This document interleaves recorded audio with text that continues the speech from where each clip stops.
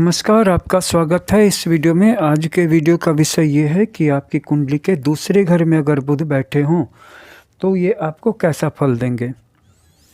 ऐसा जातक जिसके दूसरे भाव में बुध बैठा हो विद्वान होगा, विज्ञ होगा, विज्ञान के बारे में भी उसकी जानकारी होगी तथा उसका विल पावर और डिटर्मिनेशन स्ट्रांग होगा, दृढ़ संकल्प वाला, दृढ़ इच्छा शक्ति वाला जातक होगा, मिष्टभाषी होगा, कम बोलने वाला होगा, मधुर बोलने वाला होगा। इसके अलावा वह अपनी स्पीच पावर के लिए भी जाना जाता होगा, उत्तमशील स्वभाव का होगा, सुखी होगा, पुत्रवान होगा, अपने गुरु को मानने वाला होगा तथा राजाओं से सत्कार पाने वाला होगा।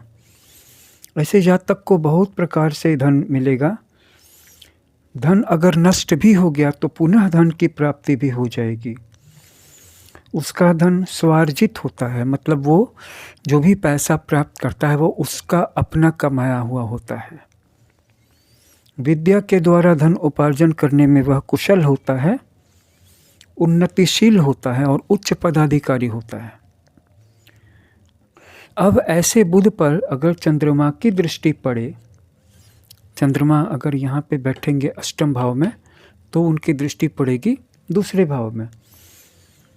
तो इस सिचुएशन में चंद्रमा की दृष्टि पड़ने से उसका धन नष्ट हो जाएगा और वह चर्म रोग से पीड़ित रहेगा।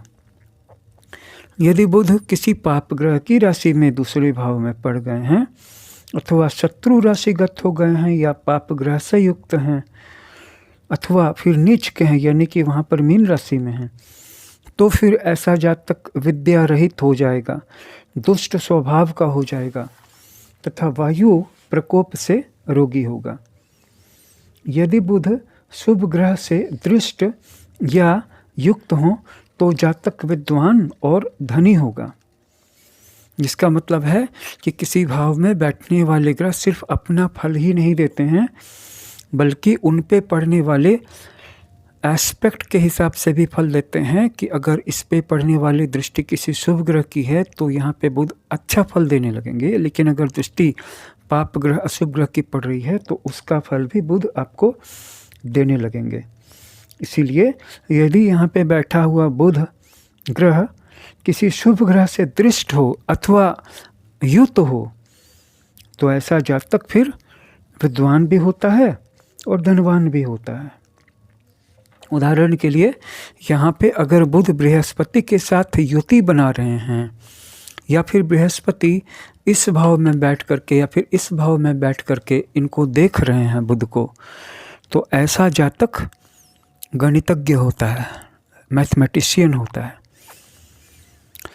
आमतौर पे 15 वर्ष की अवस्था होते ही दूसरे स्थान में बैठे हुए बुध के अच्छे परिणाम आने लगते हैं और उसे अनेक विद्याओं की प्राप्ति भी हो जाती है और 29वें वर्ष में विशेष रूप से द्रव्य खर्च हो जाता है, अर्थात पैसे को कंट्रोल करके खर्च करने की ज़रूरत होती है।